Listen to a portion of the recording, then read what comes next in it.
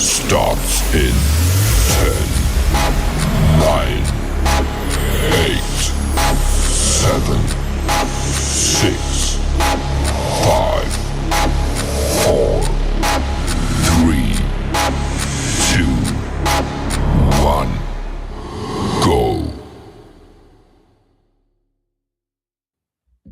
Hey everybody, and welcome back to the Crypto Night Show. Your host Superman in the house for another great show. We've got some special guests today from PulseBitcoin, so I hope you guys are going to enjoy the lineup. We got FatSammy, really terrific Pulse chain influence out there, and we got Ben as well, always working behind the scenes with his magic, and we got DeFi Nation as well, the king of collaboration, and it's great to see him in the house on DeFi. So hope you guys enjoy it. It's going to be a lot of fun.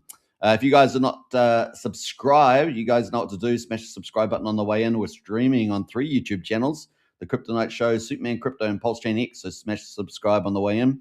And if you're on X, of course, don't forget to smash the follow. And the most important thing you can do for any of the Pulse Chain influencer channels is hit the repost button. So go and take a second to do that. It'd be great.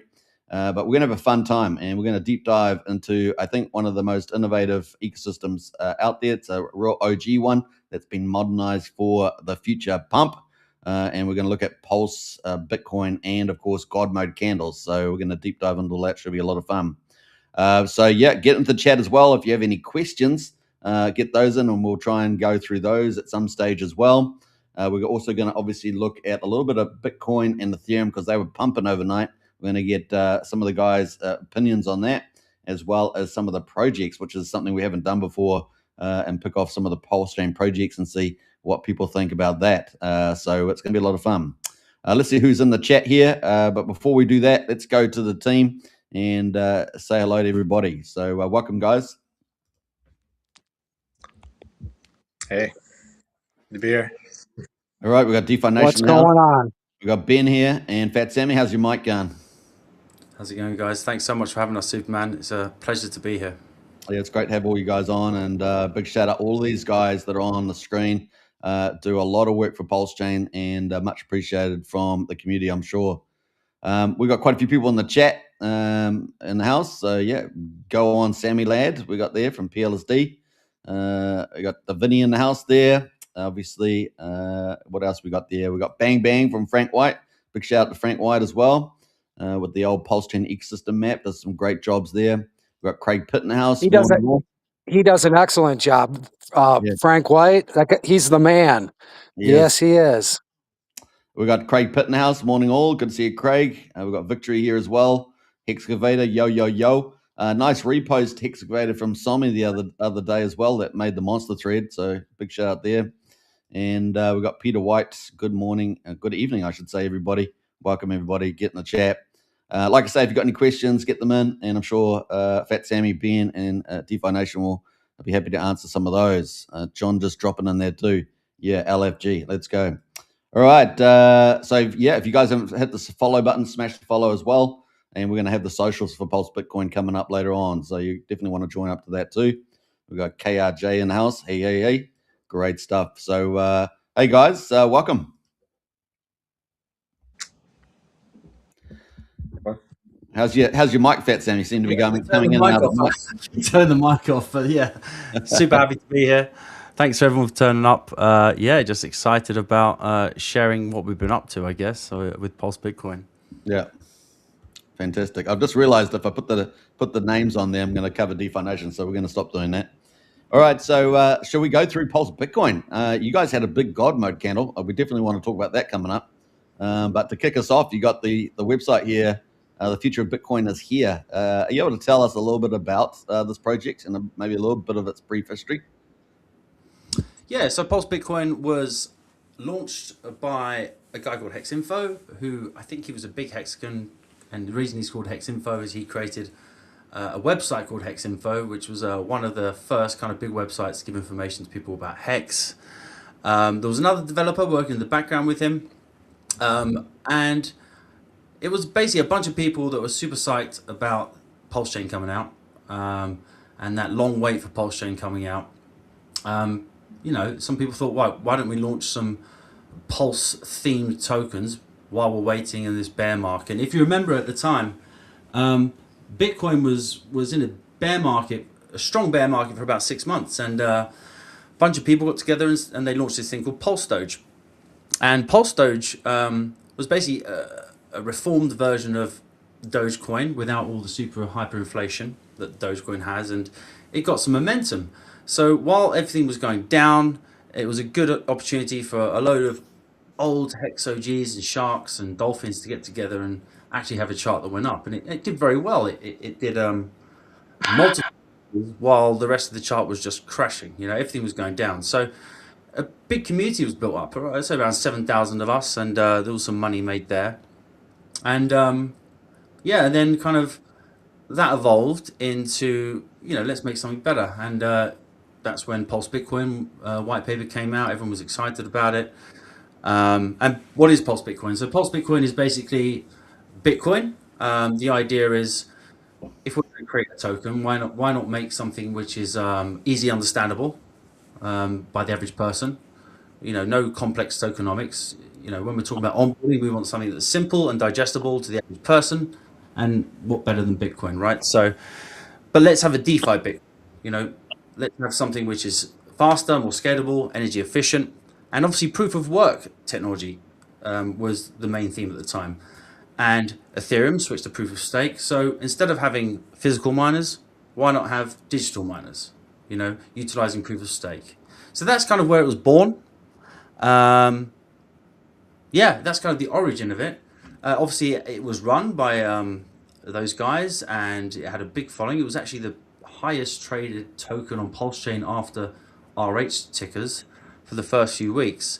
And unfortunately, it was the first token to have its 99% retrace. And that was due to some whales basically, perhaps using it as a trading token, not knowing how to manage liquidity, and abandoning their bags. So a lot of people in the community were disappointed with that. And a lot of us were really passionate about the project. And we said, well, you know what, just because some big whales have thrown their toys out the pram and moved on, we still like this product. It's the same way people like Hex at 50 cents. You should like it more at 1 cent, right? So that was our opinion about it. And we realized, there was a strong community there, put millions of dollars into this project. And we said, let's keep this train moving. And ever since then, it's just been more development, more development, more development. And since the community takeover, we've just experienced 100% upside. If you look at the wiki charts, 100% upside on both sides. So it's been a great journey. So essentially, sorry, just a quick moment, Ben, just to sum that up, it's a bit like it's basically like the Bitcoin on proof of work, but you've got it fully digital, and so you have like ASIC token for the ASIC miners.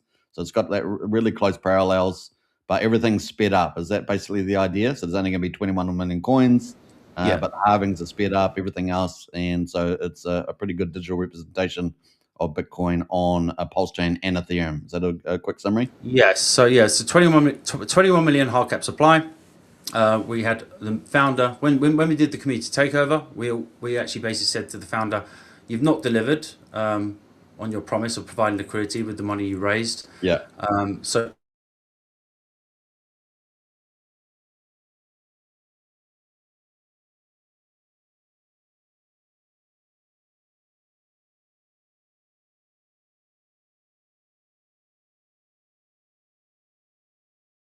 years, it has a halving every certain amount of years, on average about 4. The way Pulse Bitcoin works is that instead of waiting for a set amount of time, it actually works where once 50% of supply is minted, a halving then occurs. So during the first halving, on average. Go ahead, DeFi. You can summarize it better than me. About 6 to 12 months happen, right? Sorry? It's about every 6 to 12 months that happens. Yeah. So it's worked. So every time 50% is mined. So the first halving we had, there was half of the I think Superman keeps dropping in and out. But yeah, so the first halving, basically you had half the supply that was mintable. So people that had ASIC tokens, they were mining 7.5% a month. And once that first 10.5 million was mined, we went into our halving 1, and then half of that was mined. So now we're at the point where we're in halving 4. So we're pretty much having a halving every 6 to 8 months. We're in halving 4 now. So I think most of the... Let me add this, Sammy. Let me add this, right? So I think everybody knows, at the beginning with Gunther and those guys, and there was a lot of participation, 7,000 members, but I think what the people realized and what they said, right, in one of the reasons why there was a big retrace on top of everything is that it was going to take 3 to 4 halvings for it to slow down, right, and to get to a more manageable, good spot, right? So talk a little bit about that, Sammy, because when you told me that the other day, like that's super good information for people to understand. Like either way, the price was going to go down. Like the advantage, like yeah, it's an advantage to have it every 6 months, but there's also a disadvantage. And after roughly where we're at right now, they've hit that turning point, and the price up 22x against Pulse proves that. So talk a little bit about that, because that's like super good information for people to fully understand. Yeah, so at the start, when we had people like Gunther and Pepe who were great for the project. They were fantastic salespeople, very confident. They pulled a lot of interest into the project, but at the time, it was fantastic yield. I mean, this was a bear market, and people were earning 7.5% a month from mining, right? Which was just huge amounts of inflation. So it was very profitable for people, but at the same time, it wasn't good for price, because you had so much coming onto the market to be dumped. And I remember when those guys left the project, they said specifically, I think about 3 or 4 halvings down the road, this project can really fly. And they actually turned out to be correct, because I think we've got to that point now where the interest now, the supply shock is starting to kick in now, and that's why we're now seeing the price start to kind of reflect that. Right. You're also The other thing that whale- we've got since that. Oh, sorry, DeFi, you go for it. Oh, you're also starting to see whale accounts accumulate. I mean, we had like a 2 or 2.5x this week, just in a few days period, and a lot of that was from 3 or 4 wallets accumulating. You look in those wallets, and they have hundreds of thousands of dollars in stablecoin, and they've just been buying up. How much did they buy in one day? Like $20,000, Sammy? Or Yeah, those 4 wallets, who we don't know who they are, by the way. We know they've got Peacock in their wallets, but they've bought around $35,000 in the past week. Yeah, we don't know who they are.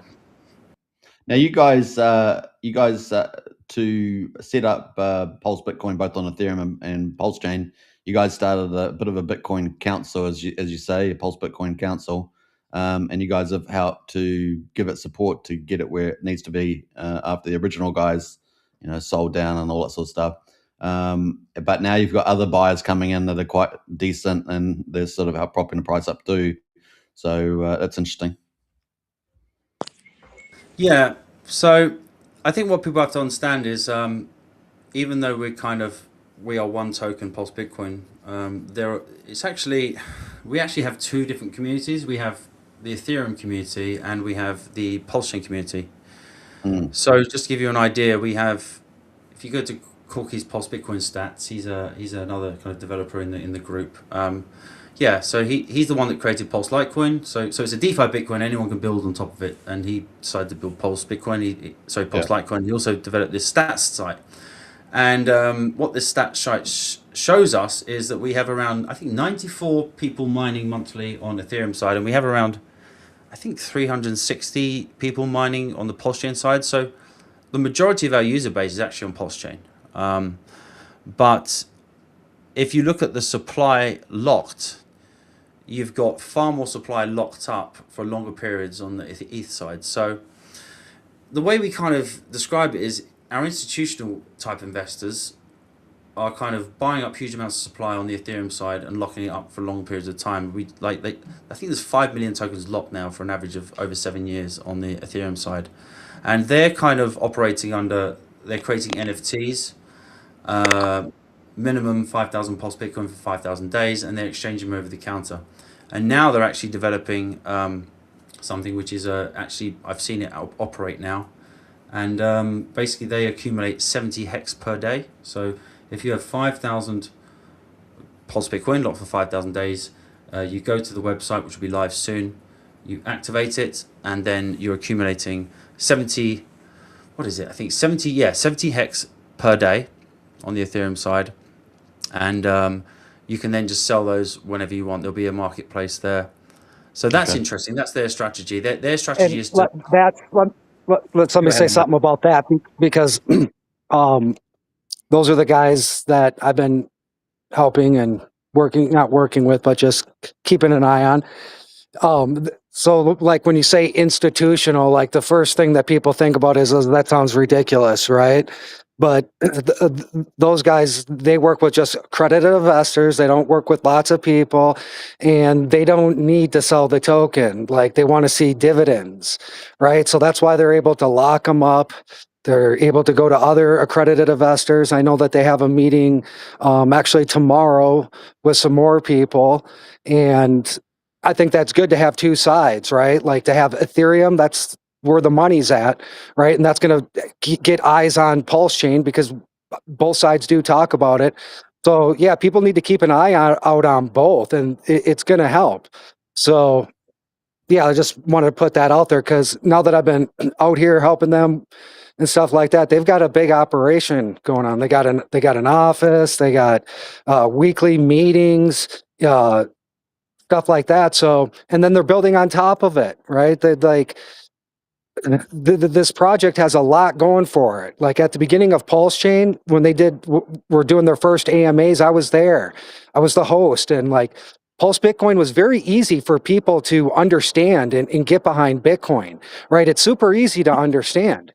So, yeah, this project is looking good on both sides. So I just wanted to put that out there, since we're talking about both sides and the people on this side, what they're doing, and the side on Pulse Chain. So, and now that, like you said, that we've hit that turning point, right? 3 or 4 are over. They're locking it up.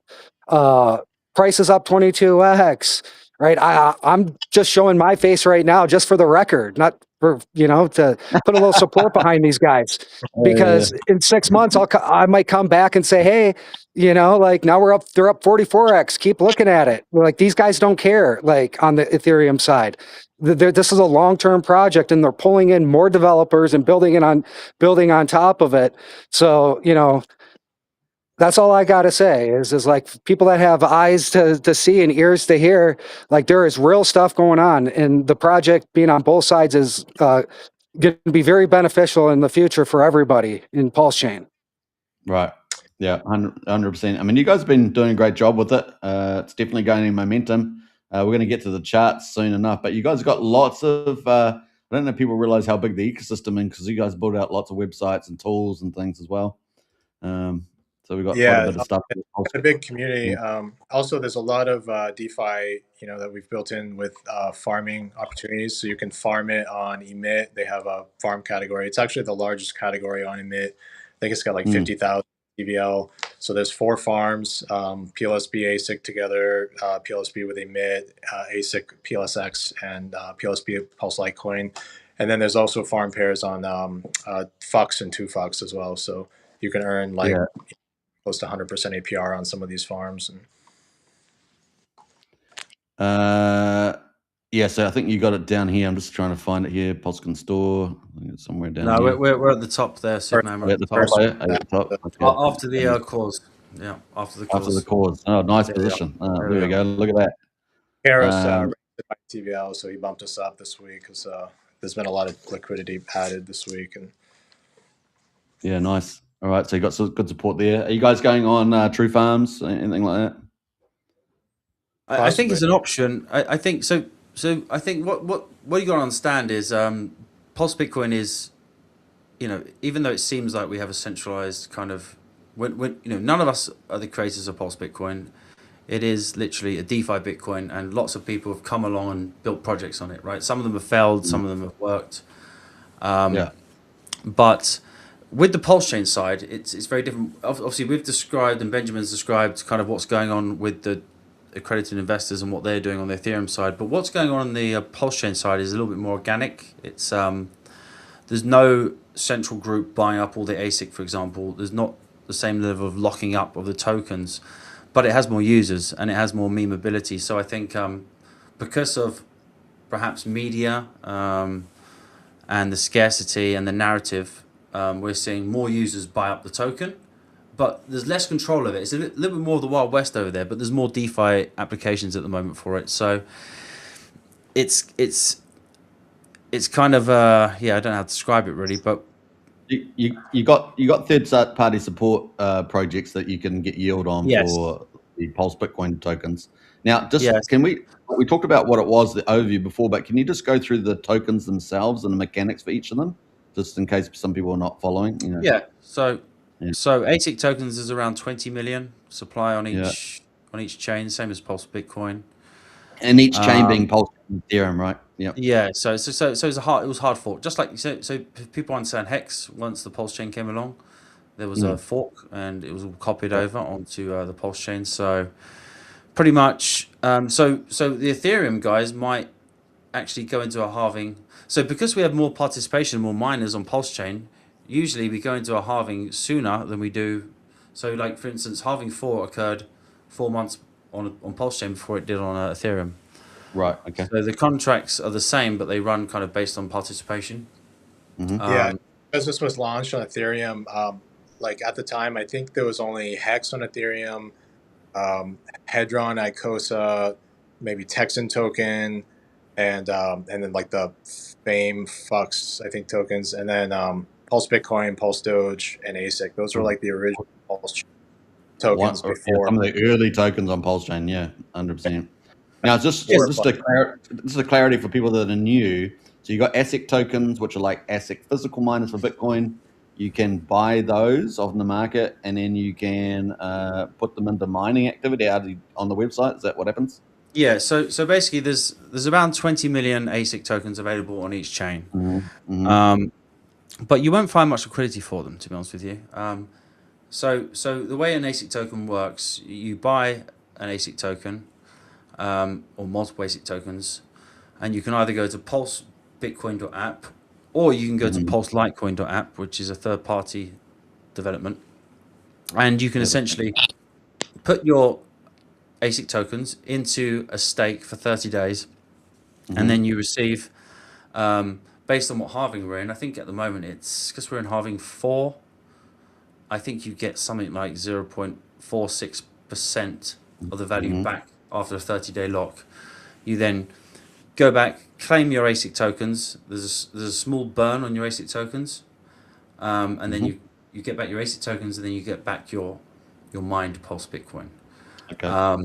So that's how that works. And then obviously, Corky built Pulse Litecoin. So if you go to PulseLitecoin.app, you dual mine basically. You mine your Pulse Bitcoin exactly the same way, but you also earn Pulse Litecoin. But Pulse Litecoin is still very early. It's almost zero liquidity there, but it does have very good utility because you can go to emit.farm, pair it with your Pulse Bitcoin, and then earn additional yield. So that's kind of a speculative one that I think once the project grows in value and liquidity, that could be almost like a little meme token for the kind of. There's also the Pulse Litecoin pool on 2Fox. I think it's 50% PLTC, 25% PLSB, and 25% ASIC. And Pulse Litecoin, it's like, I think the other day when PLSB was pumping, ASIC was both up with Pulse Litecoin. They were both up like 60, 70, 80% at the same time as PLSB, but like doing a 2x, so kind of bonded in liquidity well. So okay, so that's where the. Just let me say this real quick about that. Thank you. So that's where the real argument is, you guys. What's more valuable, right? Having the virtual miner, the ASIC that produces the product, or having the product? Just think about that for a second. So that's where I don't think people quite understand that personally, right? And so there's a little gem for you.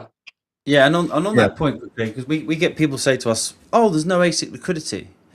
And it's the reason there's no ASIC liquidity. Well, there is. There's maybe like a couple of $1,000 or $4,000 on the Ethereum chain that you can buy off the market, and there's Pulse has maybe like there's a couple of $1,000 or $3,000 or so. Let's say you can buy with Pulse or PulseX on. I don't know the numbers, but small amounts you can buy on either chain, and people see that as a problem. But what people don't understand is that there's a reason people aren't putting their miners up for sale. You can go and buy as much PulseBitcoin as you want, but people don't really want to let go of their miners because most of the people that have their miners, they're in the project for 10, 20 years because you really have to be for that to pay off, right? So there is a lot of liquidity with PulseBitcoin and ASIC. So you have to kind of buy your PulseBitcoin, then you can exchange some. But ASIC is hard to get. It's very similar to the actual real miners of Bitcoin.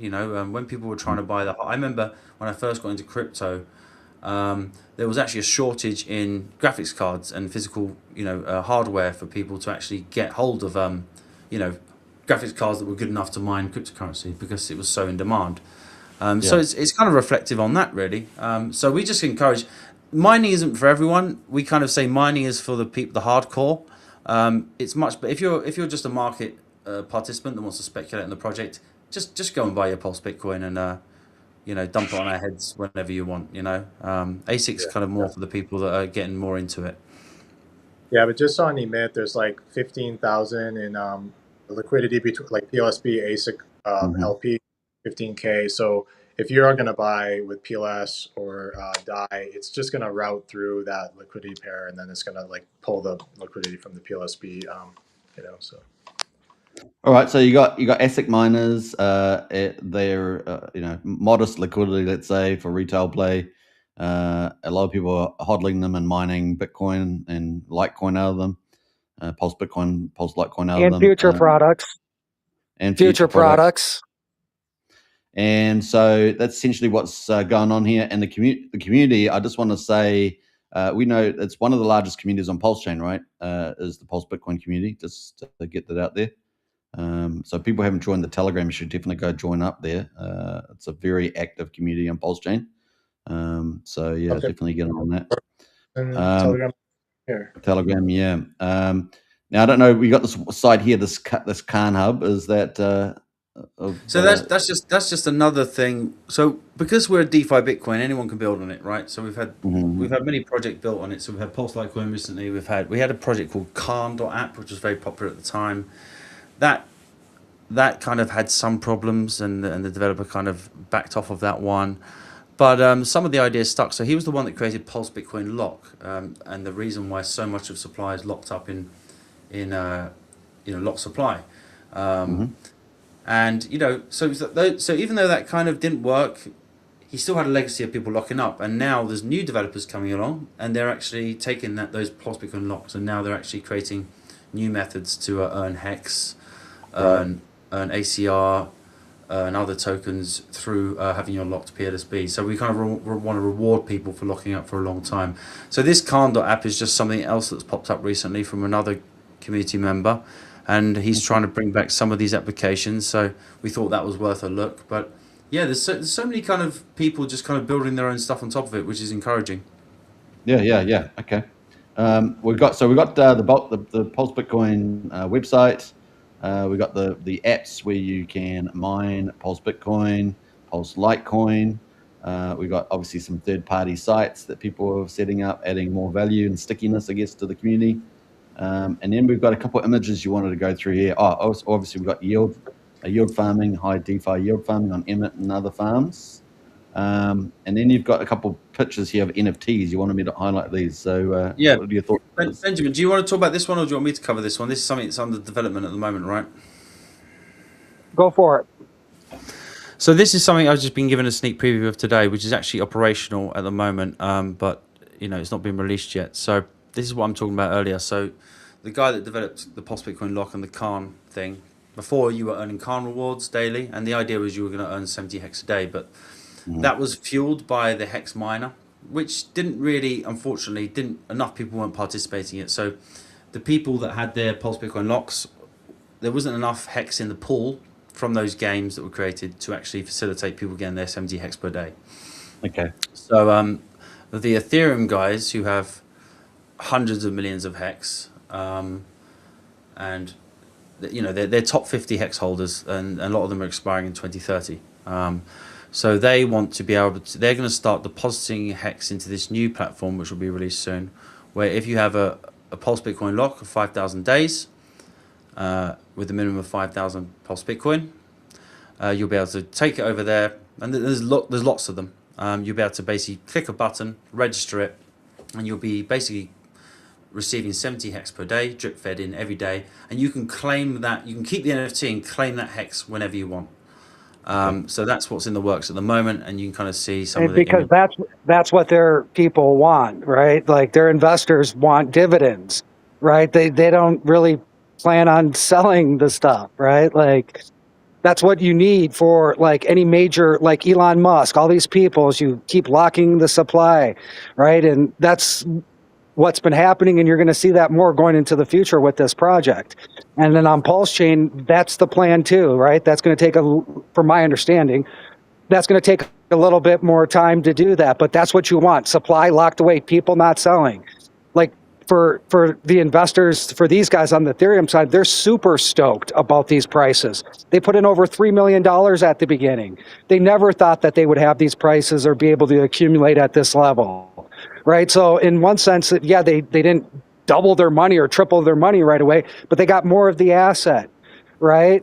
And it's just going to be a matter of time before there's nothing on the market. The markets are going to go up on Pulse Chain, and they're going to be sitting good while they're earning their dividends. And those dividends are what they're looking for, and they can sell those every day. And then they're building stuff on top of it to be able to do more than that. For, can't quite get into that, but that's a tremendous, like if I was somebody looking to invest in the project, that's what you want to see is, like, hey, are people locking these up for a long time? And I get to get something, another one of my favorite assets, Hex, right? 70 per day. Like, in someday, this cycle, next cycle, that's going to be quite a bit of money, possibly. It's also a great onboarding tool. So we've found, like, I'm not sure about you guys, but I get, like just today, I had two friends who contacted me. I want to get into crypto. How do I do it? And can I give you some money and you buy it for me? I'm sure everyone's had that. And I say, no, I don't want to take your money. I don't want to do it for you. Why don't you learn about Pulse Chain, learn about Hex and do it yourself? But they don't want to do it. But they just want to throw money at you. So the NFTs are an easy way. And I've utilized this myself, and I know a lot of other Pulse Bitcoiners have. Basically, we sell them. We say, listen, download the thing called MetaMask onto your phone. I'll send you a 5,000 PLSB lock. I'll guarantee to buy it back at the price I sold it to you, right? And then basically they can then sell it anytime, but the whole time they're accumulating hex. So if I sell $5,000 worth of these NFTs to someone, I get $5,000 in my account. Then I can go and buy back more hex or buy back more Pulse Bitcoin, right? And then I can simply buy it back at the price I sold it to them.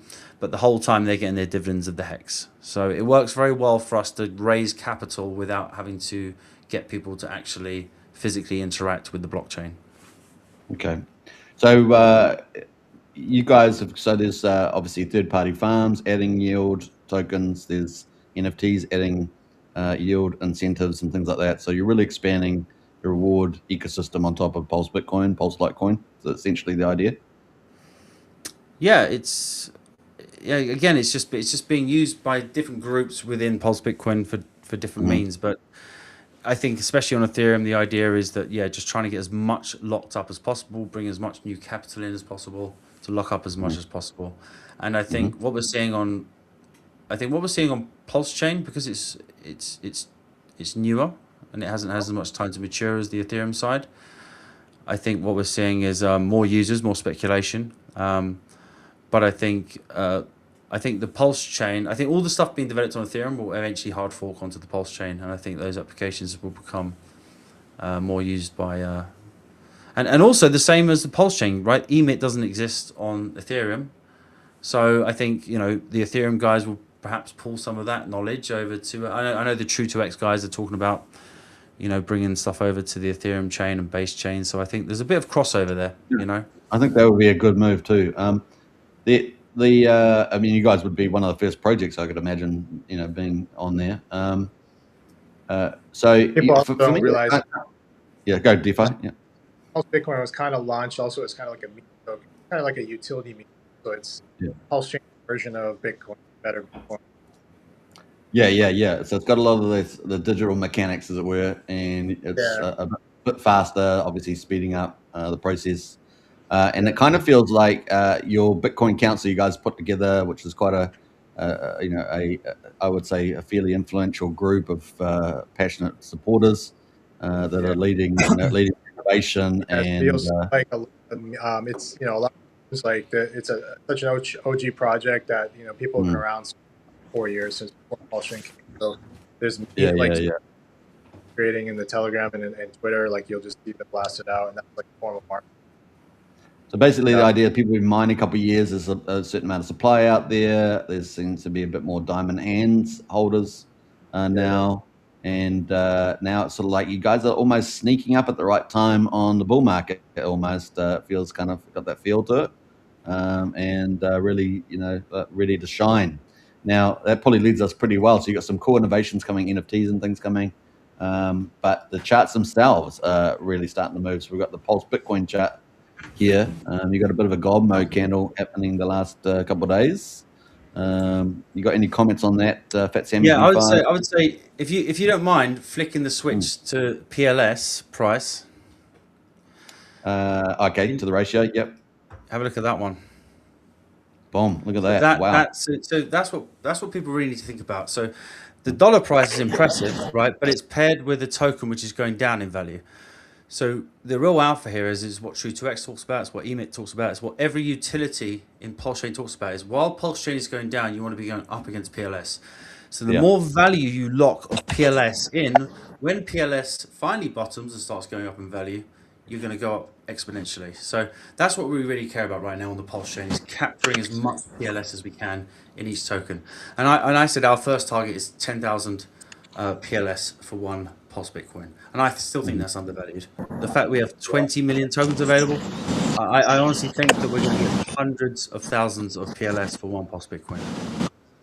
So this is the weekly chart for Pulse Bitcoin on Pulse Chain, and you said it's still got more maturing to do compared to Ethereum, but we've got some pretty big gold mode candles on here. So and it hasn't come down. So you got any comments on that? I think it hasn't come down because I think what's happened is I think people have been slowly accumulating in the background. We've not exactly captured too much attention recently because we're old. We're not glamorous. People like shiny new things. People want to gamble. And also people in Pulse Chain tend to follow whales, right? So if you're a big name with a lot of money, people tend to throw their money behind it. And I think we're just going old, people are used to hearing about us, and it's not exciting. So, but I think we're the tortoise that eventually beats the hare is the game here. And I think what you're seeing here is a few people start to realize the value and start to pile in. And I think also you're starting to see that what we talked about earlier, the halving starting to take effect and the supply shock. So I think it's a combination of those things. And it only takes, we're still at a tiny market cap. It only takes a handful of other people to start seeing what's going on over here, and I think you'll see that to continue to rise, because I tell you one thing, everyone in the community is not selling their tokens. They're in this for $1. They're not in it for 10 cents, 15 cents. 4.4 cents at the moment, market cap 880,000 and ticking away there. So a bit of a pickup in volume last couple of weeks, and seizing the moment. That's why I sort of think you guys are kind of been mining a lot. You've been developing the community a lot, innovating, accumulating and expanding the community. And now it looks like you're about to pounce at the right time in the market, which is and also cool. What's interesting is we've suddenly had a peacock pair pop up as well. So if you type in PLSB peacock, there's suddenly a pair there that's appeared in the last few weeks, and that's and there's about $8,500 just appeared out of nowhere. And we're going up and to the right against Peacock, and that's great because we love Peacock. A lot of our community love Peacock, and that's why we're not centrally tied to PLS, right? So the main criticism we get is, your PLS pool only has like $20,000 in. Well, yeah, because we'd much rather be paired with emit, where people can earn yield. We'd much rather be paired with Peacock, which is going up, which we think is like a race car in Pulse Chain. Yeah. We'd much rather be tied with ProveX. There's a couple of ProveX pools started to appear. You know. Yeah, I was going to ask you whether you had. So you've tied in. I think DeFi Nation's had a little trouble connecting. You tied into ProveX. You tied into Peacock, two of our leading projects. I think that's pretty good, great move. Well, we think those projects have more upside than anything else. Yeah. Yeah. All right, so that's Pulse Chain, and I'll post the link to. I'll just post a copy of the contract there if people wanted to check it out. And I think we might have one or two questions in the chat, so we'll get to that too. The PLSB on PLS, and that's the chart there. That's the contract, I should say. Remember always to do your own due diligence and check and everything else. That is the link right there. Sorry, DeFi Nation, and the crossover there. But I also want to mention we do every Wednesday. We do a weekly X Spaces on Twitter. It's called DeFi on Pulse Chain. So it's a DeFi team. Neil for T-shares, Executioner, Daniel, and we have Sammy as a regular guest pretty often too, and cover like all the DeFi stuff going on Pulse Chain. A lot of projects come on. It's sponsored by Emit and True2X and True Farms. So we're always talking about the farming and DeFi stuff going on in Pulse Chain there. Yeah, if you guys should definitely catch up on that if you love X Spaces and DeFi on Pulse Chain. There's really a growing X Space for sure on Pulse Chain, so definitely check it out. I think it's 8 p.m. every Wednesday is about the time. Yeah, it just should show up on X there. I think we had a couple of comments before we move on. I want to get onto the Ethereum chart, and then maybe we'll get to the comments. So this is the Ethereum chart right now, so it's looking a bit different. This is on the weekly as well. Obviously a longer time chart here on this particular pair. And here we are right now at about 3.6 cents, so slightly lower on the cents. Market's about 2/3 maybe of the other one. But liquidity is quite a bit bigger. Yeah, they've got 2/3 of the price, but their ASIC price is a lot. It's interesting. Their ASIC price is a lot higher, which is so the Ethereum guys are using ASIC as their store of value and Pulse Bitcoin as a derivative, whereas on the Pulse chain, people are using Pulse Bitcoin as the store of value. So it's interesting, you know. You got much to say about this, because this is where the actual Pulse Bitcoin Council with your marvelous crew of people have been working on creating support, and you got any comments about that? Well, Benjamin, I got a comment about that. Yeah, that's what I wanted to say, right?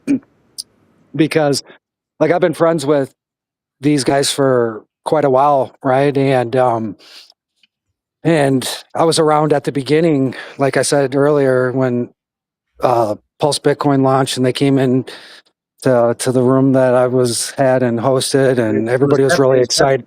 Pepe, and like everybody loved the project because it's easy to understand. And for the last, FatSammy on the Pulse Chain side and the other guys on the east side, have been telling me, oh, it's they're always saying all these things that it's good and whatever. And but I've been kind of coming out to see these guys on the east side the past couple months in California and really digesting everything. And like, that's why I wanted to just pop my head up just to congratulate these guys, because like they're sitting a lot stronger and a lot better than they were at the beginning of this Pulse Chain. And like, even though the price doesn't reflect it, like the most important thing for any project is the right people to have that token and be holding that token.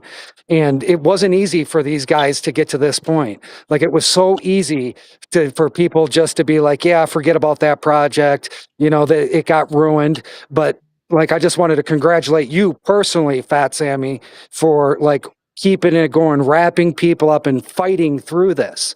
Like, in order to survive all that, you really have to fight. And you guys have made it. You guys have made it through that. And now that I'm seeing what you guys are building and the people that are involved, congratulations, Sammy, because it's a lot easier to pull people in. And that's what I like to do, is like, introduce people and, try to help out where I can. And like, that's a lot easier now. People that I've introduced people to, they're like seeing the bigger picture, right? Behind the scenes, the NFTs, what's going on both sides, and they're like, wow, this is real. Are you allowed to drop Are you allowed to drop a little bit of information about the lending protocol? I think you're allowed to drop a little bit of alpha on that.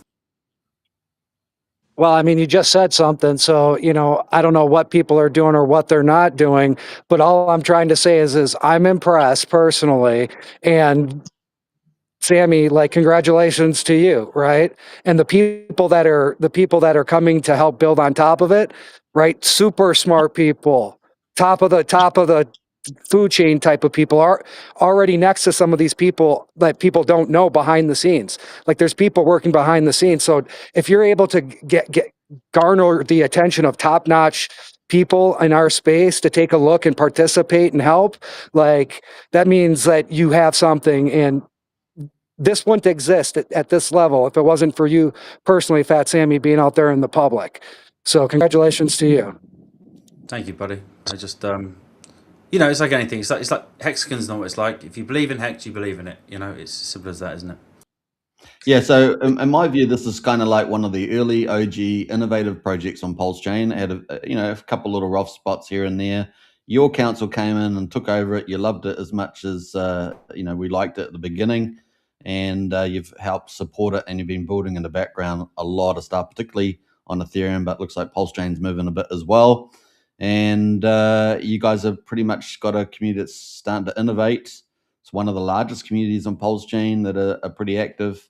And you guys got more stuff coming from the looks of it.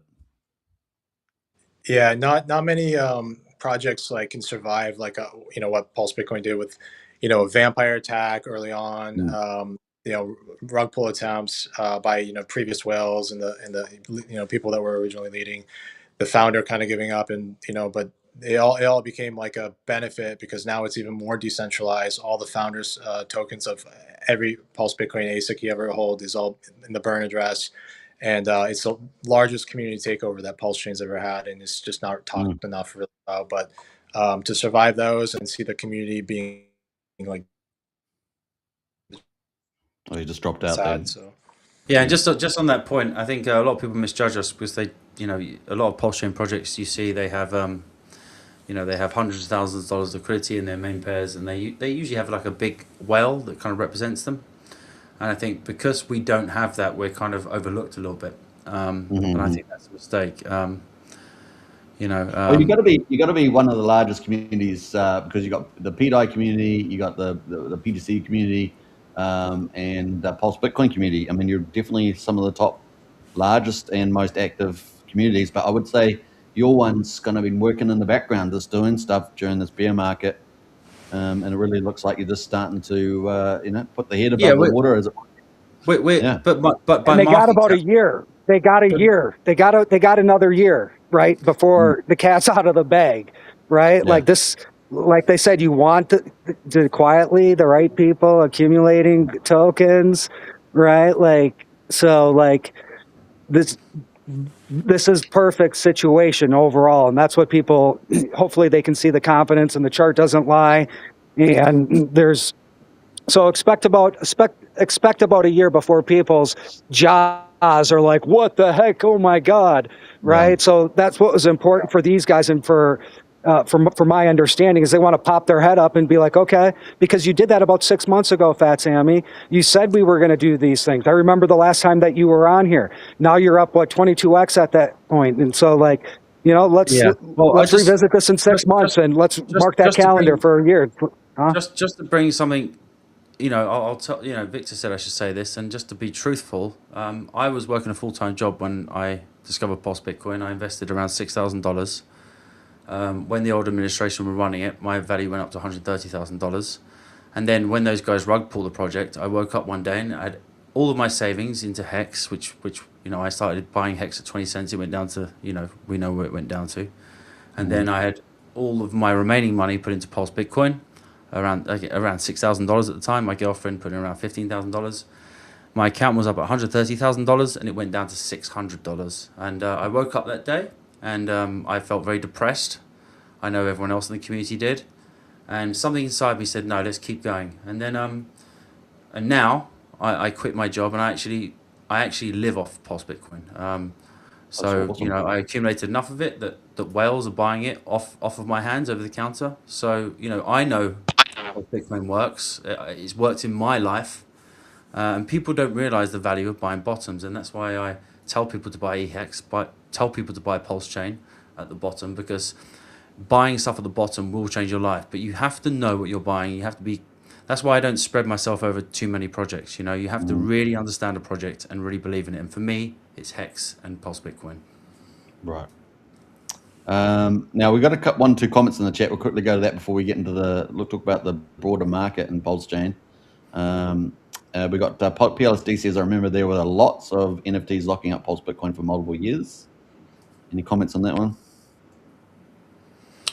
Yeah, so PLSD Thailand was one of the original people in the crew. Yeah, he was a big name in it, and he's right. He's I actually met him in London actually. Oh wow, okay. He's met his father, and lovely guy.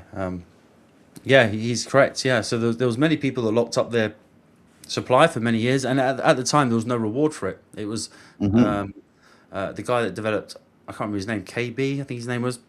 He developed Pulse Bitcoin Lock, and people were so passionate about it. I remember Wolverine was locking up.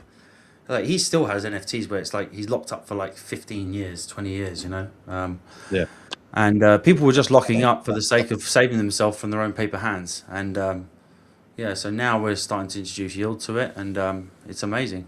But he's correct. There's 5 million tokens at the moment on Ethereum, which are locked for an average of 7 years. We just locked up another million for 13 years. That was the Galaxy upgrade. And there's going to be another million on the Ethereum side locked up this year.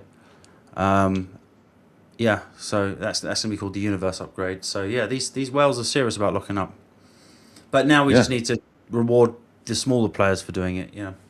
Vinny And they had to, they had to through necessity, right?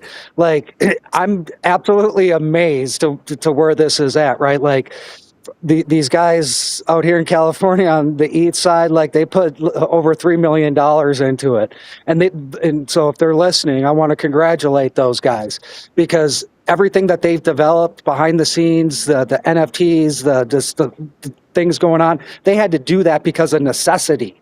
They were put in this situation, right? And they're 100% committed, and what they, like I said, they're in a good spot right now. So congratulations, right? Like, that's how like, the world is gonna throw stuff at you, right? It's like, how do I overcome that? How do I not abandon that?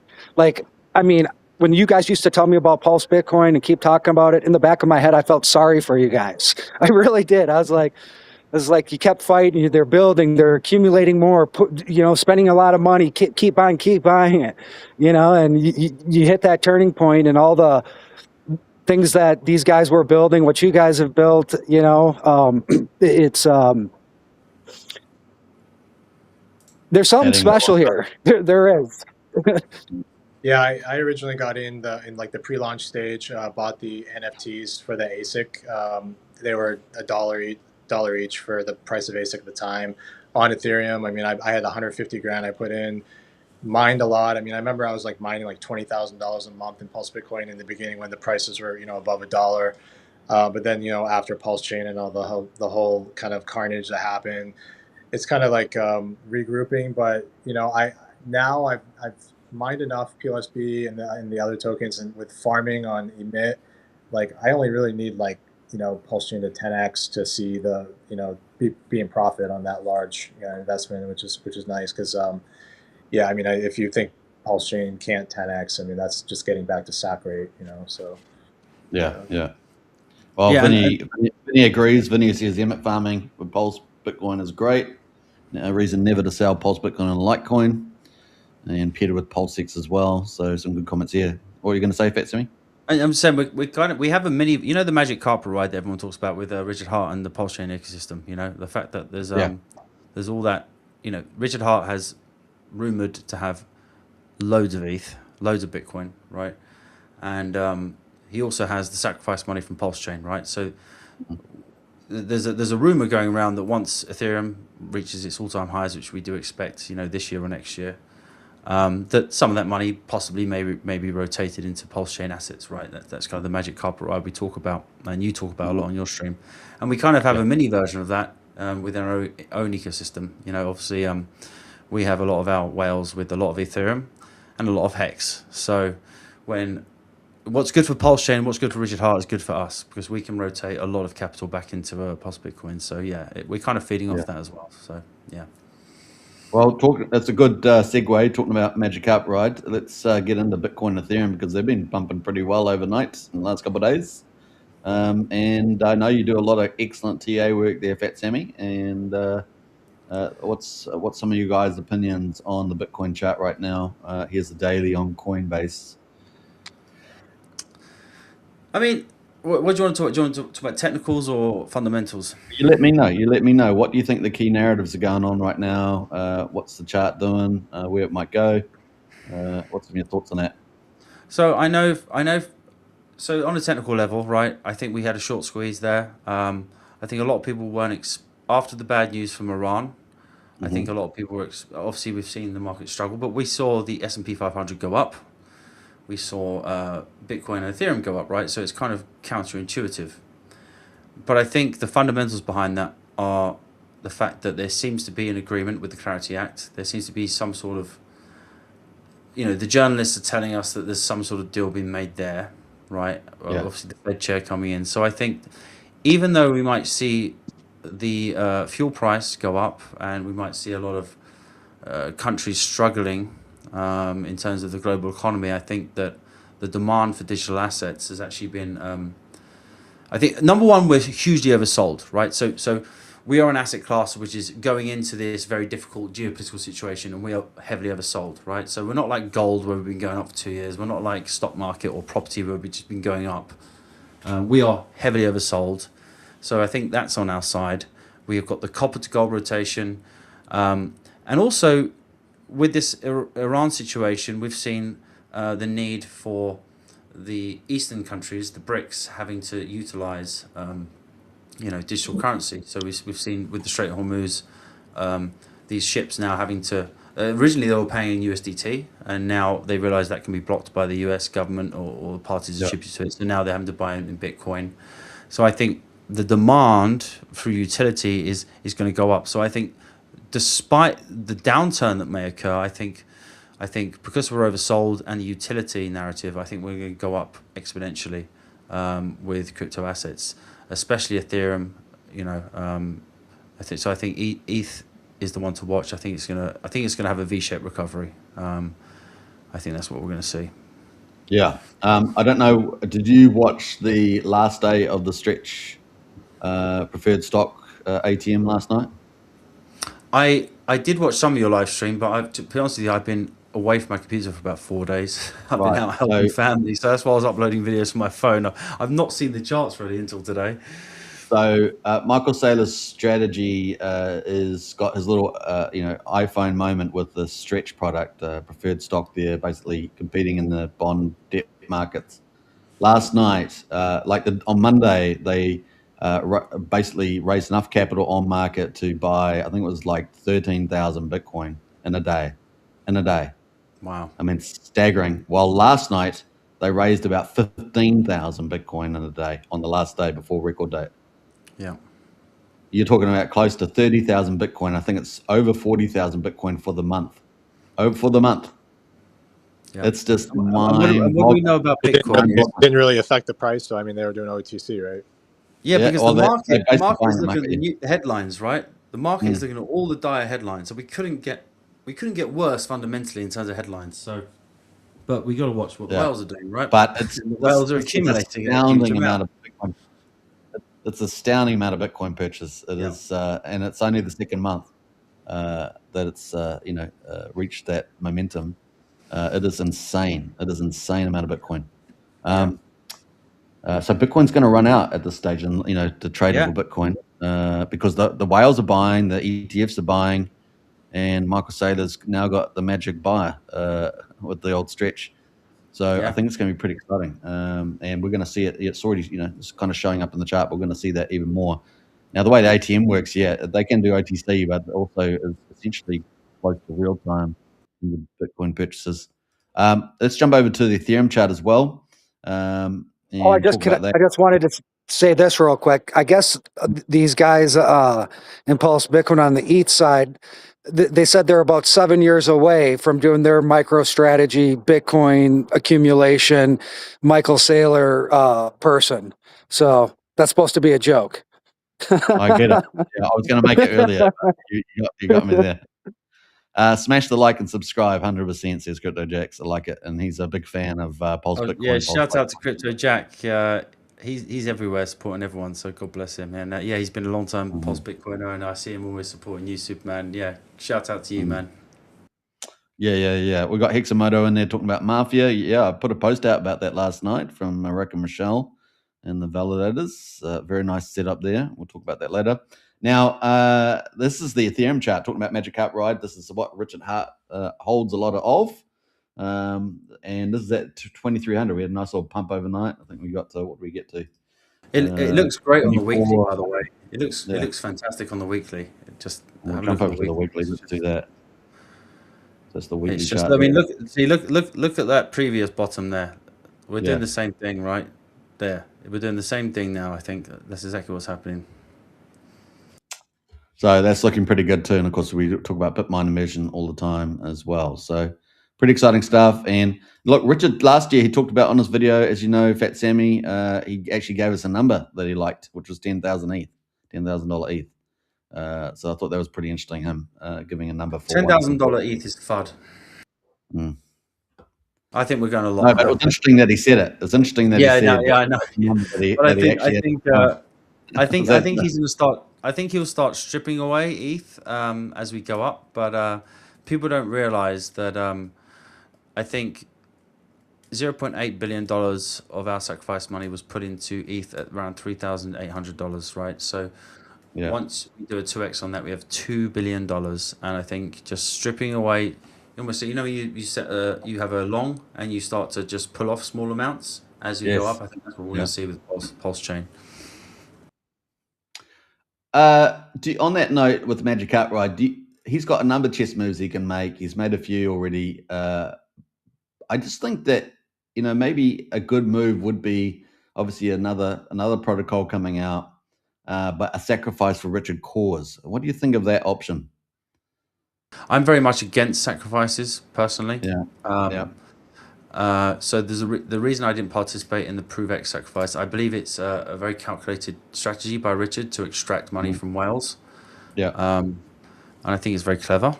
But I don't agree with the narrative, because I don't agree with the narrative. So I believe in fair distribution, and I don't believe in the narrative of giving 3x's to larger holders, because it suppresses a chart. So I understand why he did it for ProveX, but I think the time for sacrifices are over. I think people are tired of this. I think I don't think there's any need for it personally. Yeah, and we're getting so many innovative projects now that you just don't need any of that, right? They're all kind of set up pretty nicely. Okay. I think Pulse Chain is ready to run. I think it's so oversold. I think it just needs a little bit of money, and then the momentum will just go. It's so oversold. It's ridiculous. Well, let's talk about that quickly. Let's have a quick look at the Pulse chart while you're here, since it's pretty fun. So let's have a look at the Pulse chart and bring that up.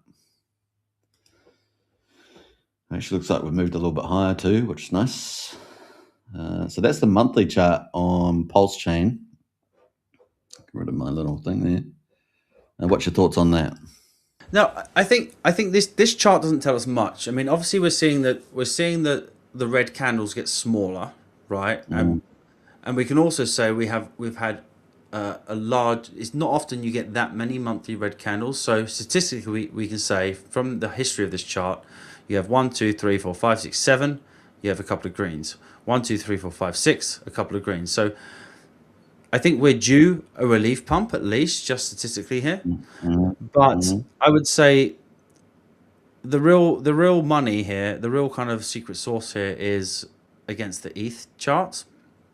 And also I think the kind of, if you really want to kind of see how Pulse Chain is doing, I think you have to look at the Hex on Ethereum to USD in ETH. I think that when that starts to run, you'll see Pulse Chain turn around. And the reason I say Yes, that is good because comment. that's had a lot more time in the market to mature and be oversold. So I Mm. think that's had much longer to be completely wiped out and kind of given up on, washing people out, as Richard likes to do. So I think when you Mm. start to see that turn around, I think you'll then see Pulse Chain turn around. Yeah, okay, cool. Let's jump over to the Pulse Chain projects. I want to get your comments on this as well. This is the trending comments. We can see we've got a few tokens in the mix at the moment, but I really wanted to pick off a few here and just get your thoughts on that. So OG WebChef, where do you think all those products are going moving forward? Or they're a I bit think this unpredictable? is one for DeFi Nation, I think. Yeah, DeFi Nation, you there? I don't know if he's having problems coming in and out. He's got his camera there, but he's trying to talk, but let's see, I got him there. Can you hear? Yeah, can you hear me? Yeah, go for it. Let me get rid of your old profile and add you in there. Yeah, go for gold. Yeah, I got into like some of those printer tokens like Dominance, Beast, and Remember, some of those. And I mean, Mhm.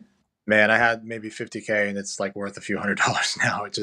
Yeah, right. They were printing like, you know, 500, 600, $1,000 a day in the beginning. So I did get some out, but I don't know. I mean, you'll see pumps on them though. You'll see some days when they're up 20, 30, 40% when everything else is not. They think they're running like trader bots, like volume bots. And I think if Pulse Chain does well, I think, they'll maybe get some interest again if they, start to pump, and we'll see. But I haven't really kept following, what's going on in that ecosystem. Yeah, I think we've seen them move around a little bit. I said, this world, they keep popping up every so often, like the world's greatest video printed up 58% at the moment. The volume's, 14K on 44K liquidity, but it's interesting. They can tend to pop up every so often. I read their head. I don't know what's happening in the Telegram group. I'm not really in it. We had someone I knew that was pretty involved. Might ask them about it.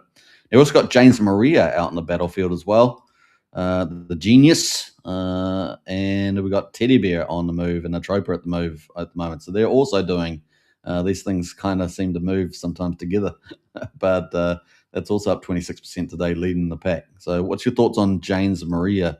And his influence, not only on these tokens, but Pulse Chain a bit more broadly? I don't Either of you. even know that token. Maria or Mafia? James Maria, FatSammy, you got any comment on that? I'm not really in the trenches with the meme coin stuff. I'm so kind of devoted on my small little world. I don't know much about this stuff. I'm not sure. I'm not aware of that one. Well, FatSammy, James Maria has also, talked about how he would like to, move Pulse Chain. What would Pulse Chain look like if it's successful? And he's, issued waves of different tokens on the chain, probably doing not something too dissimilar to what the OG WebChef have been doing as well. But some thoughts there. We also got Mafia from Rack and Rochelle suddenly pumping up 15%, being a top token the last couple of days. And he's announced a couple of thousand Pulse Chain validators to buy and burn this continually. So what's your thoughts on that? My thoughts on that is, I don't want to be controversial, do I? We don't have to talk about like the controversial stuff. Just the tokenomics. On the chart. The idea. Yeah. I think it had a lot of hype, a lot of promise. I seem to remember there was some people dissatisfied with the launch. I'm not really sure why. There were issues with the launch. Yeah, with one of the devs and a token issuance. Yeah. But it seems to be recovering at the moment quite strongly, so that's encouraging. I think the fact that Rackham is clearly supporting a project on the Pulse Chain is good, because as much as people have their opinion about him, he's still a positive, owner of the tokens that we like, right? So, and the fact that now the chart's going up for me, that's a good sign. It shows that they're working and they're not disappearing. It does look a little bit manipulated, this chart, to me, but who cares? they're going up, and it looks like they're bringing the chart up. I'll be interested. I'm definitely following this one. I've been following this one. I'm interested to see what happens here.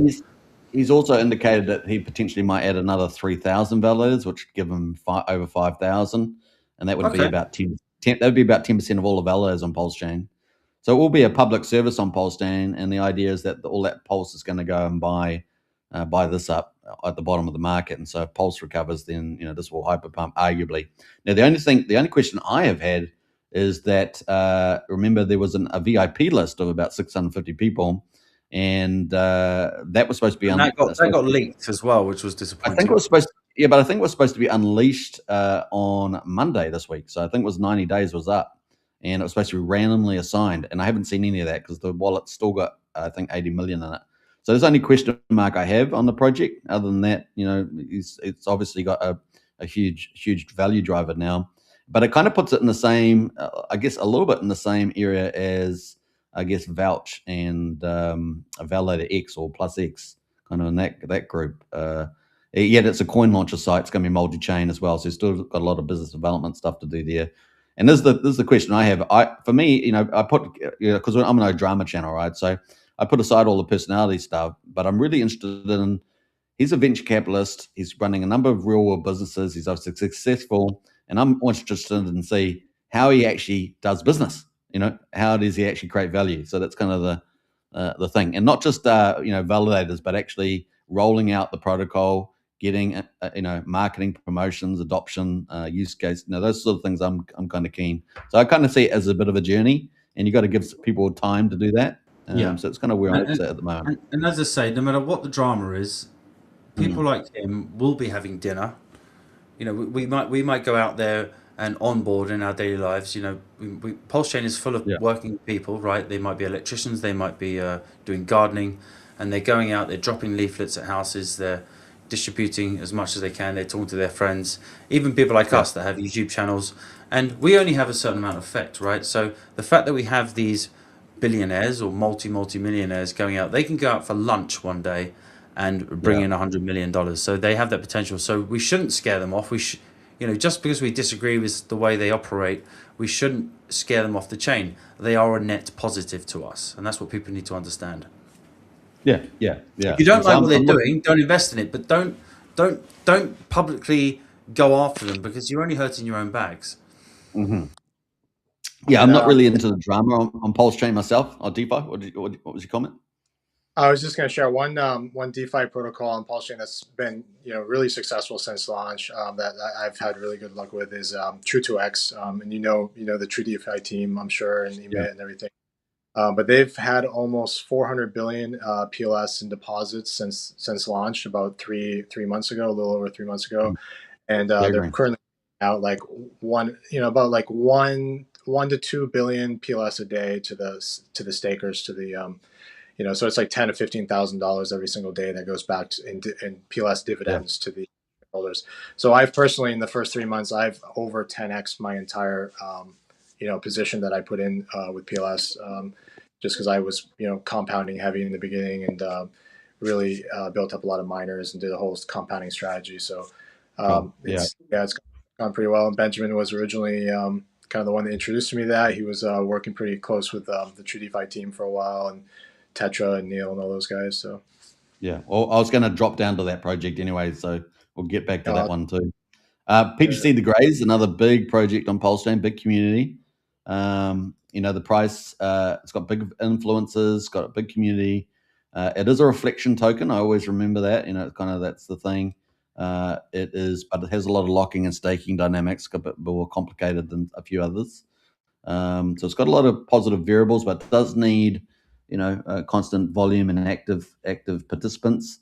But holding up pretty nicely at 0001. What's your thoughts on this, guys? Well, I'd like to say one thing, and this is not against PTCC at all. This is just something I noticed.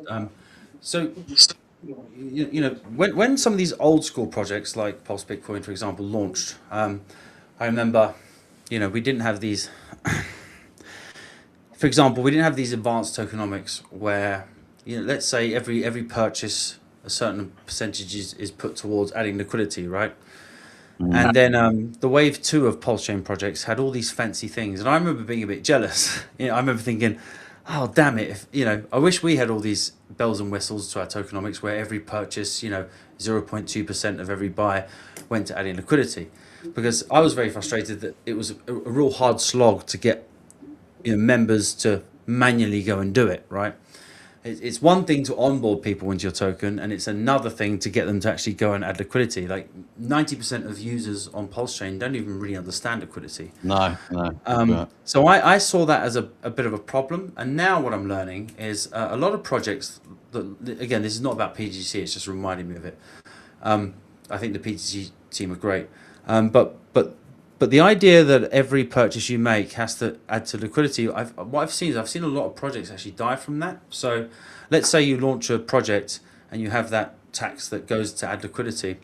What happens is sometimes I think you lose that initial pump of users and then they go elsewhere. Then you're maybe left with, let's say, 15% of your users. And then you have this huge amount of liquidity but very low volume. So then you get stuck where you can't actually move your it becomes it becomes your prisoner. It becomes so you can't then move your chart. So I think this is a lesson we've learned from Richard. The fact that you can reduce your liquidity when you need to and then pump it up, I think, is a key aspect. So I think the one thing that concerns me about PGGC is actually the thick liquidity. I think it was very necessary for them to get to a large audience and be legitimate. But now I think they're slightly suffering from. They've now got pretty much most of the holders they can out of Pulse Chain. Now they've got very thick liquidity. So for them to move now, they really have to bring a lot of capital in. So I would be interested to see them now focus on. I would, if I were them, I'd put a lot of money into marketing and trying to onboard people, because I think their market Which is cap kind of where they went to, right? They kind of went there, FatSammy, with the referral program in February. Yes. Yes. And you raise a really good point. That's a fantastic point you just raised about liquidity and volume. And the other thing is, and in some ways, because the brand's so saturated, perhaps they've kind of reached the max of Pulse Chain. Max in inverted commas. Obviously, we're always growing and have new people, but with large liquidity, you got to kind of anticipate that you're going to have large players come in. You're kind of opening it up for larger players to come in and out, right? And that can be more challenging, especially in the bear market. So that's some good comments, man. I just think the ability to adjust it is very important. Yeah. Vinny says, I heard that people just do not like taxes. They don't understand raising their slippage for the taxes. Well, that's true too. Although platforms like Switch and that sort of auto do the taxes, don't they, in these days? But that's true. CryptoJack's talking about ZKP. Yeah, we'll probably come back to that quickly as well. Are you guys happy to continue for another 12 minutes? Let's do it. Yeah. All right, because it's some good stuff going through some of these more well-known, larger protocols. Let me just jump through to a few others here. I'm going to jump through all those. Get down here. True Farm, yeah. So DeFi Nation was talking about True DeFi. Well, True Farm is their first, independent project, which looks like it's running pretty well. 82 cents on the dollar. Got much comments about True DeFi team, which, as DeFi Nation pointed out, I think they've total sources. They've had 400 billion pulse, I think it is, which is astounding results. So what's your thoughts on these guys? And also got the SRE investment fund, which I think is fantastic. Kind of the first managed fund type team, right, on Pulse Chain, is the way I'd put it. Yeah, their treasury is, earning like thousands of dollars a day in yield, in protocols like Emit and True Farm and others, and Vouch, and then they're inserting that back into the True 2x system. So it's like every day they put 150 million PLS in to buy 150 million PLS worth of shares and delete those shares. And they've made close to 10 billion PLS in yield that they've inserted back into the system since launch. But there's consistently about 1.5 to 2 billion PLS a day in deposits coming in every single day. The floor on the deposit volume was around 1 billion. It kind of floored at 1 billion in PLS a day, and then it worked its way back up, and now it's close to 2 billion PLS a day. So Wow. that's Okay. Great. about 1.5 billion PLS a day in dividends to all the shareholders, to all the people staking there. So basically, you just 2x your PLS. The time frame is the only thing that's the question. Everyone will get the 2x as long as the protocol is successful in running. But there's already been 2 day groups that have 2x, and there's 3 more day groups that will probably 2x in the next couple weeks, and then June, July, we'll probably see like a dozen or more day groups all hit their 2x around the same time within like days of each other, because they were like in similar volume ranges. So yeah. And Daniel and Neil are essentially running the projects, right? I think execution is involved as well. I think. Yeah. I mean, they're a hardworking team. They were, like FatSammy and I were doing X Spaces for DeFi protocols on Pulse Chain like 2 years ago, and up until last year or so, and they were coming on and pitching True 2X like 2 years before they launched, and Ben 369 here, he was coming on and talking about it, and that was 2 years before launch. So they spent about 2 years in development and testing and everything, and then launched. And there was 32 billion PLS on the first day that went into the system. Yeah, great start. Yeah, it's something that's not talked about much. And that's what they do have an A+ team over there, right? Like you got Neil, you got Daniel, you got Hexecutioner. So, that's important to have a team with integrity. Smart, they're super smart, they're committed. And I was helping them for a period of time, and those guys are great guys. They got a great product, and but yeah, that's I've worked with a lot of different people and projects, and for all the projects that I've worked on, I think that they've got like the best solid integrity group of people over there. Each one of those guys I got to know personally for a long time, and their character is top notch. And when you have a project like theirs, where they're trying to prove something that's never been done, right? And from a math standpoint too, like you have to have the users believe in you, and not just the math. Everything's got to come together, and I believe that they do have that. So yeah, just wanted to put that out there because it's important to me personally.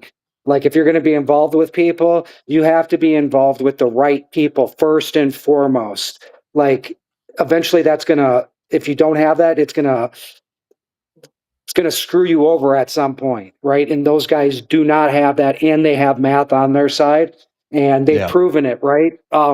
DeFi Nation, like people are continuously putting it, it's steady, and they knew that, like with their protocol over time, it speeds up the 2x factor. So the fact that they've gotten over the biggest hurdle, right? The mental hurdle, let's say the first quarter, and they're in the second quarter of the project, and it's only going to pick up. They knew this, right? More shares are being deleted. So that's another project that people like in another year, 2 years, 3 years, and meanwhile you have guys like DeFi Nation that took the risk. But yeah, just want to congratulate those guys, and just want to say it was a pleasure the time that I spent getting to know those guys as well and helping them, and they're tremendous people. And Daniel who's leading the project, that guy's commitment to this project is unbelievable from the moment he wakes up to the moment that he goes to bed. And that's what you need if a project's going to be successful. Yeah, he's one of the smartest people I know, and their work ethic is commendable. We're always in the voice chat, Telegram room too. Anybody have questions or anything, but like I would just say, the sustainability of the project has only increased since launch, and it's now to a sustainability point where it doesn't really even need new user deposits to operate efficiently, because they've built up their treasury so much with the SRE funds, also because of the compounding that the existing shareholders continue to compound large portions of their positions, and then also the system miners, the 1xr system miners that they've set up that just mine the PLS every day up to the 1x and to create the volume. So it's actually the user deposits are actually a lower portion of the daily, the 2 billion PLS a day that's coming in is like, that's the smallest portion is probably from new users. It's like maybe 500 million PLS a day. Okay, wow, yeah. The rest is I was just going to like ask you that, DeFi Nation, was the system miners were supposed to be the secret sauce as time went by, and that's been playing out pretty much.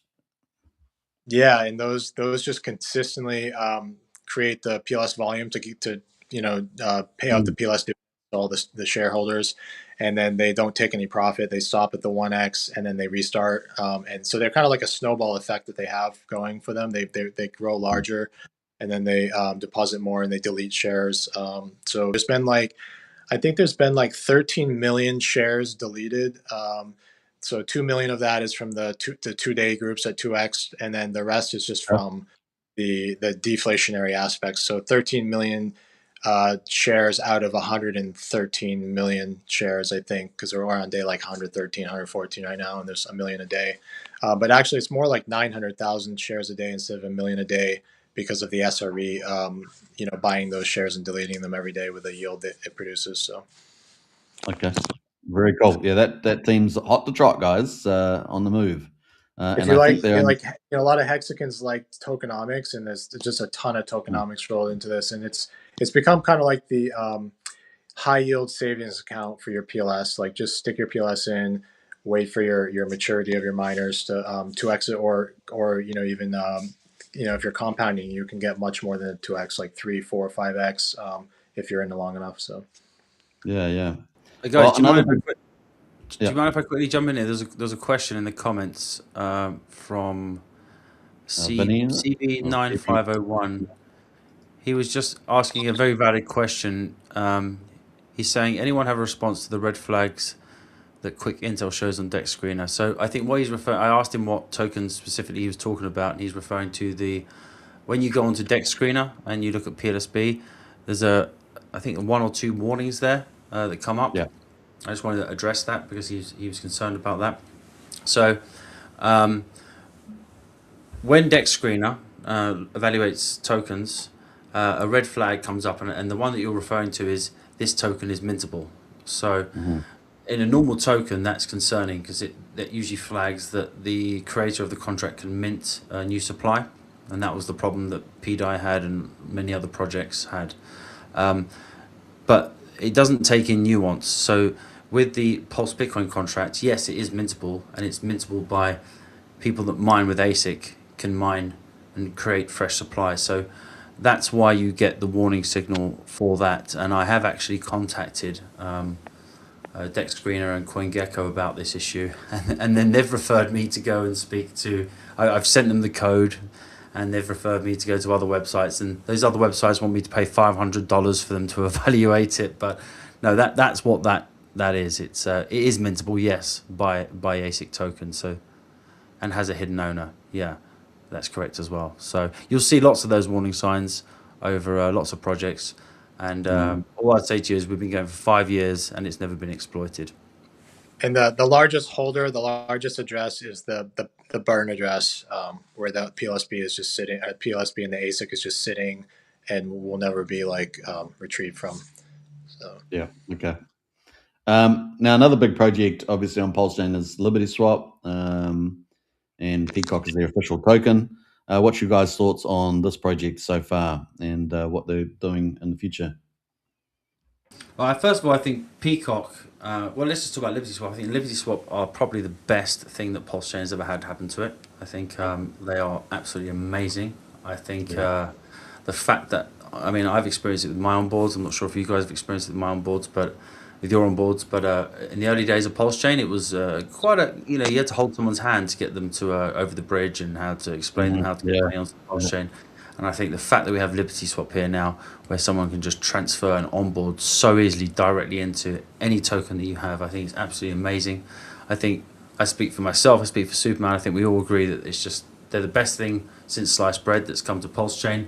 And I think the fact that they're using a lot of their money they're earning and putting it into Peacock, I think Peacock potentially will be the meme coin of PulseChain.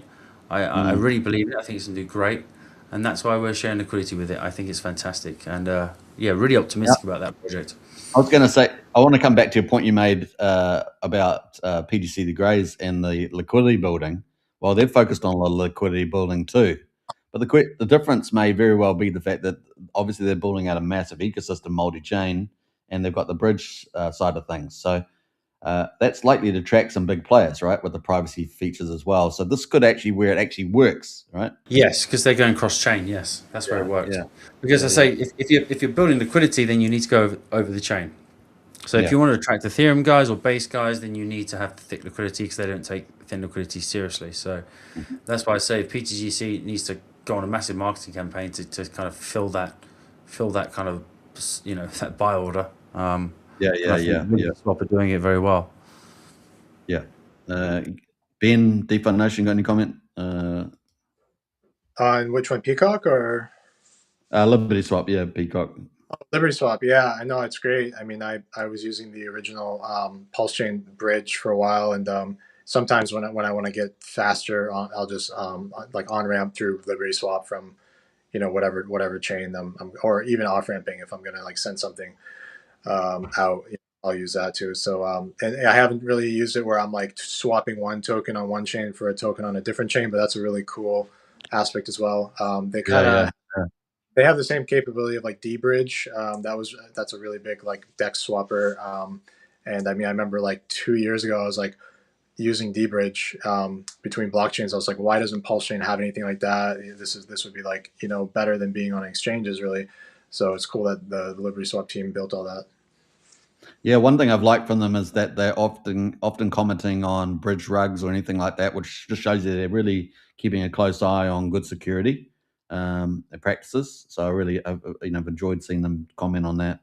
Now 9mm. Now we've only got two main dexes, PulseX, 9mm. So 9mm, they're paying out a good share of their profits, I think, every month to holders. Obviously, we've got low volumes at the moment. Do you guys, first of all, do you like 9mm and they got NFTs as well with profit sharing? And secondly, do you think we need more dexes? Do we need 4 or 5 dexes? Maybe not now, but maybe build in the bear and go for the bull. How do you guys feel about that? 9mm is good for V3. I mean, I think they're the primary V3 DEX to use. I was a really big user on 9-inch DEX, which was popular, in the beginning of Pulse Chain. Farming on there was really great for a while, using the BBC on the coin pools.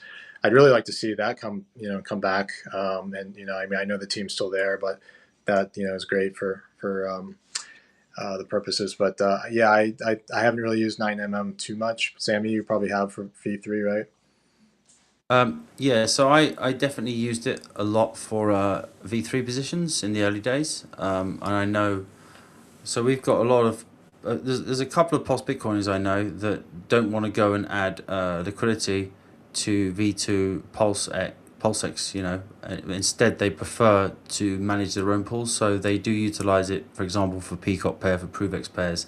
They like to manage their own pools, and also they can adjust to have a 1% fee.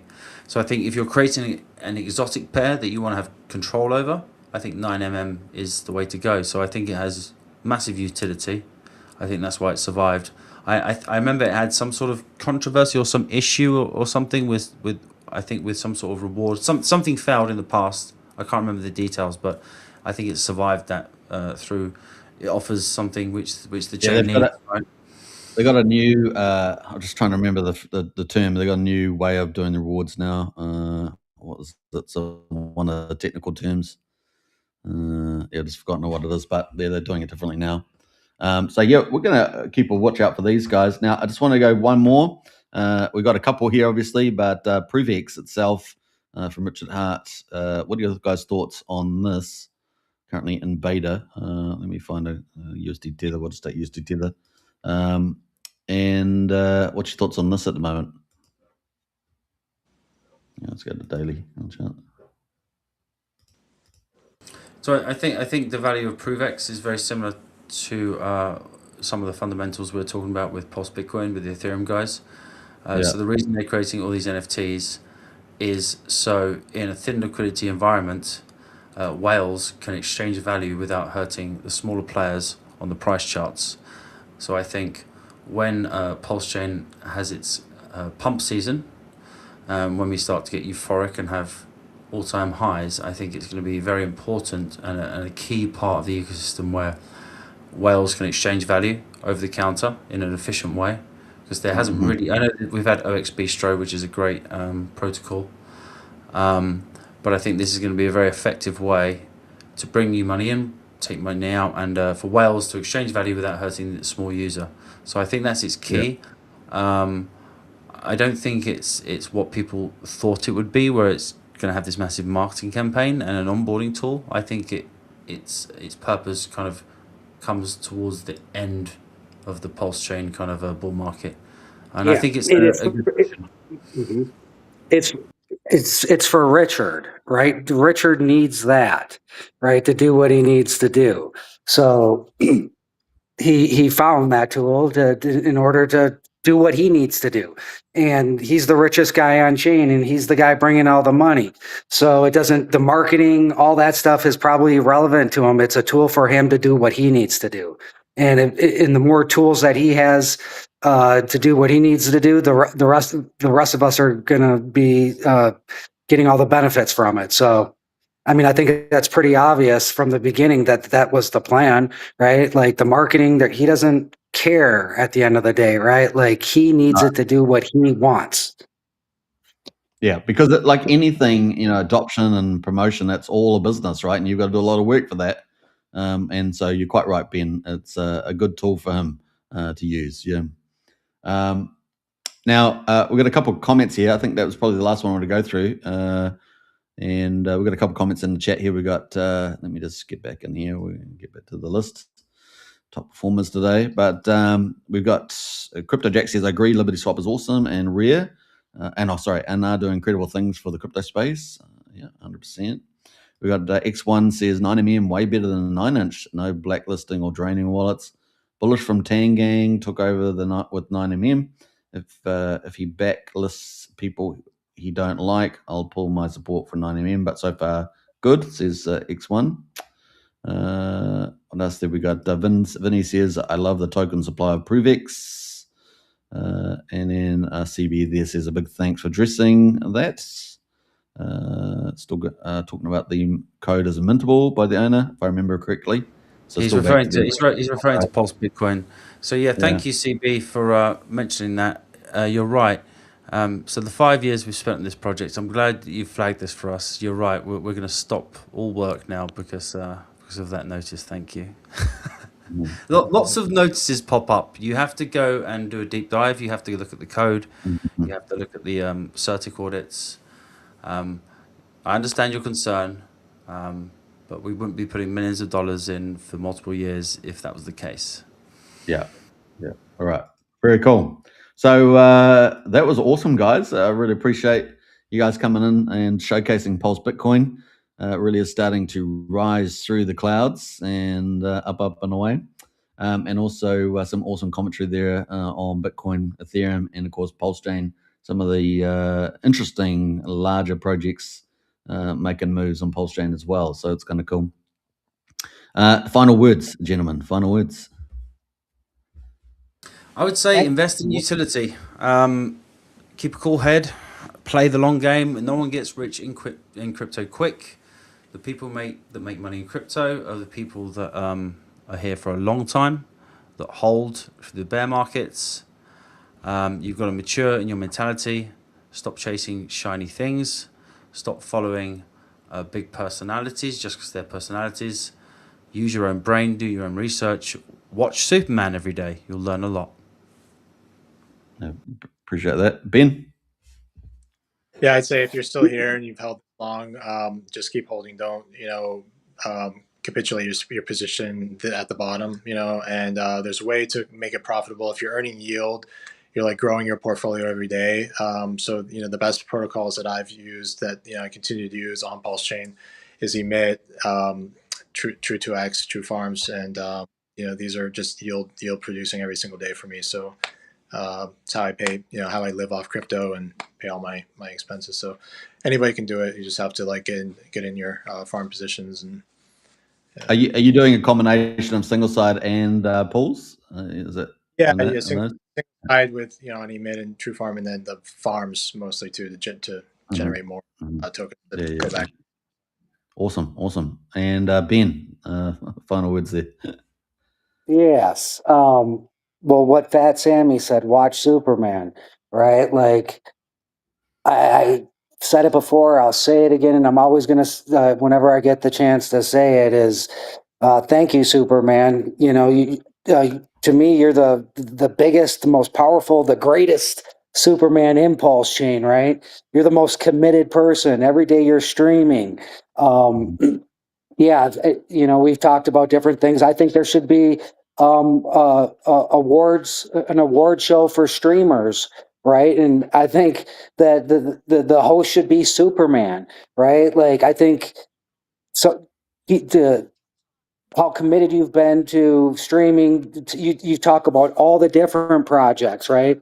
You don't get in there and like try to hype people up. You keep it professional. You stay out of the drama, and you guys put out the newsletter every week. You're working with Envy. Like when it comes to information, like you are the central hub of it, right? And you're touching X with the newsletter. You're doing this every day. You're bringing in projects. You talk about the little guy to the top of the guy. It's not talked about enough how important and it is that you are to this community and everything that you do, right? Just in closing, that is you talk about the little guy to the top of the guy. You stay out of the drama and you stick to what you're doing and you touch every aspect of it for people that want to pay attention and care. So for information, like information is the most powerful is in the world. So thank you, Superman, for being a friend, being somebody that I can go talk to, and I can seek counsel with, and even get spiritual advice from. So you're a wonderful man, Superman, and I really appreciate you. Thank you, Ben. Appreciate those kind words. Amen. Like you guys, have the same passion and vision, and it's good to be able to share that on stream like you guys do as well. And I'm excited about the future and about the projects, including PulseBitcoin that we talked about today. I think it's going to be a lot of fun from now on. I really do feel like it's the V recovery's been set up, and it's going to be a great time. So. Definitely, if you guys haven't followed FatSammy, give him a follow. Also, DeFi Nation's out there working hard, so give him a follow too. Telegram groups, and don't forget to chase up their X Spaces. And Ben, there, one of the kingmakers behind the scenes, and great to see him on the show as well. So thanks everybody for coming. And yeah, we got the fire guns going. Pretty awesome, Crypto Jacks. Appreciate your comments there. Very, very nice. And Frank White there as well. Top notch guys, all of you. That's fantastic. Keep up the great work too, Frank. All right, guys. Hope you guys enjoyed the show. An hour and 45 minutes, not bad. And of course, we've got a huge crowd watching, so appreciate that. Don't forget to subscribe. Don't forget to hit the follow. If you love daily shows, come check it out. And of course, follow all these guys on screen as well. All right, take care, everybody. Catch you on the next one. Bye for now.